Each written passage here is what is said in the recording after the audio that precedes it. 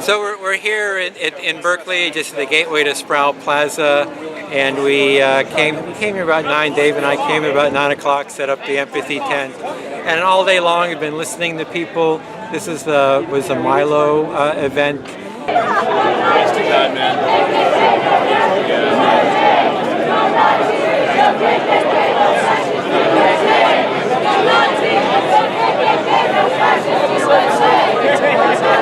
And there was a lot of conservatives, Trump supporters, and anti-Trump, and a lot of stuff going on here. And so we just did a lot of listening in the tent and did some mediation. Had a really good mediation that Lou really helped lead that, foster that. So that was like this excellent mediation.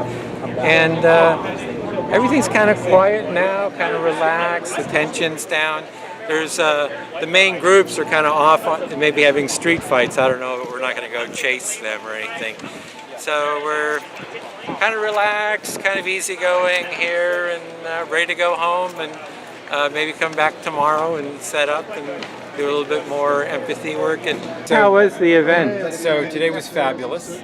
I had a number of great conversations and 2 or 3 kind of mediations where I was helping 2 people to hear each other, some of which was quite energetic, where, actually trying to get people to recognize the process that they're doing and agree that they are doing it, and people trying to, let's say, talk over each other and not really listen and say, hey, wait a minute, we're not here to do that, we're here to listen. Like, are you willing to listen? And getting agreement on that and what that actually means. And it took a long time actually to wrangle people into that because they were really not willing to listen at first. So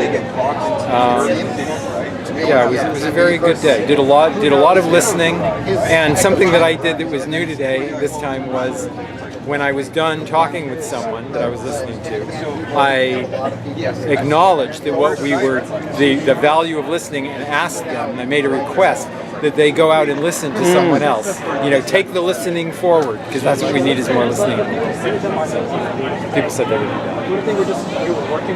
So what do you think about the empathy tent? What's coming up for you about this? Yeah, well, I'm really grateful you have it here, Erwin. I think it's really important to position the concept and the practice of empathy within these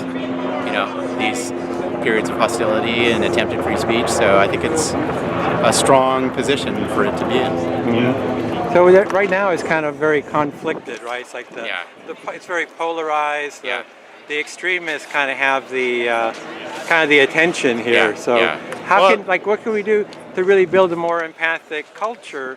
Where people are really, where the culture kind of supports dialogue and listening and. Yeah, I mean, I think that you guys are doing the right thing, which is we need more mechanisms that encourage a more diverse dialogue that is built upon the practices of empathic listening and nonviolent communication, like you guys do, and that's our hope, right? I mean, that's always been the great tradition, and so I'm really very grateful you guys are right in the mix, trying to promote that idea. So I'm hearing some gratitude. What is that gratitude for? Like, what's the feeling behind that gratitude? The gratitude is for that you guys are embodying the idea and the practice of empathy, and that's obviously missing in our bubble universes and our echo chambers. So it's good news. Mm-hmm. It's really good news. Oh, good. So it's really the practice of it, the embodiment. Yeah. It's really somebody's doing it. Yes, exactly. Okay, good. Okay, you were saying that it's a great idea. Yeah, it's a great idea. I think if more people would listen to the other side, even if they disagree with them, without violence or threats of violence, it would all be a better place. And I encourage you to keep doing this. Like, I'm hearing some gratitude. What is your gratitude for the empathy tent? Well, I've seen you in 3 tough locations. Well, 2 tough locations.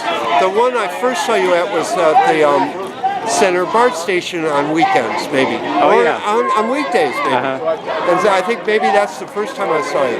So there wasn't a lot of conflict there. It was just a person who wanted to be listened to could get listened to. That's what I see as the, just say anything, we'll listen. Yeah. It's really basic, trauma-informed,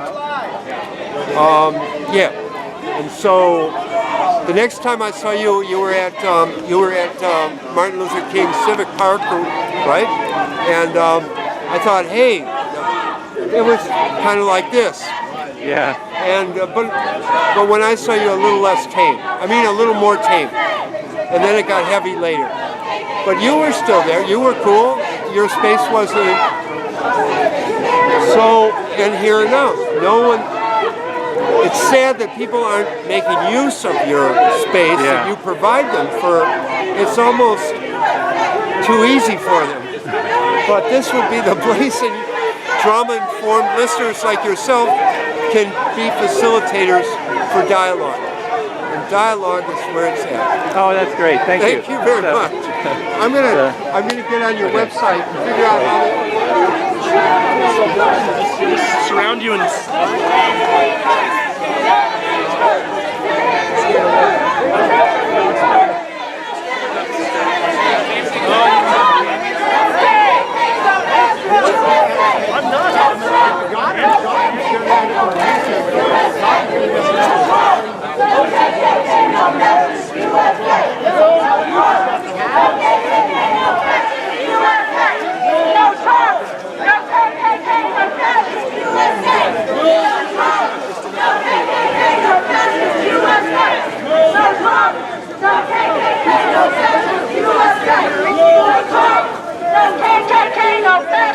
peaceful, didn't take over other people's lands, everyone looked like them. What society are you talking about? Maybe I'm not talking about like Homo sapiens, but then if you start going down the chain, they weren't Homo erectus, and a bunch of other people weren't, other links weren't as violent. Maybe Homo sapiens are the most violent, but our nature as a species isn't, and that's hundreds of thousands of years, not just a couple 10,000s of years.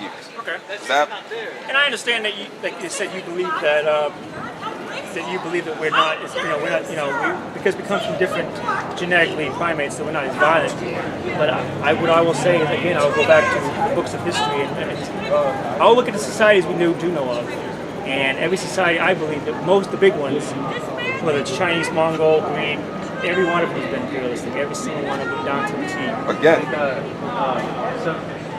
What's written down in history is like usually more of the stuff that gets people thinking like this is different, right? Like so violence is written down in history. Violence is different. Like in every society, like even as imperialistic as Britain, like there's still love like between certain people. We're in the process of packing up right also now. to the when this human started. societies that are